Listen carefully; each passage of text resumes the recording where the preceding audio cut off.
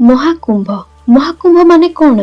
पौराणिक कथा अनुसार देवता एवं असुर मध्य जो समुद्र मंथन होइथिला सेतेबेले अमृत कलश बाहरी से अमृत पाई देवता और असुर मध्य 12 दिन धरी युद्ध होइथिला। सही कलशरू किछि टोपा आम धरती रे पड़िथिला।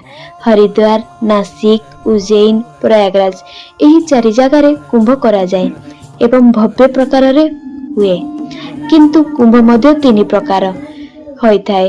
अर्ध कुंभ जहाँकि 6 वर्ष रे थरे हुए, पूर्ण कुंभ जहाँकि 12 वर्ष रे थर हुए, महाकुंभ जहाँकि पूर्ण कुंभ 12 थर कंप्लीट हेले ही तेबे महाकुंभ होइथाए, माने 144 वर्ष रे हुए।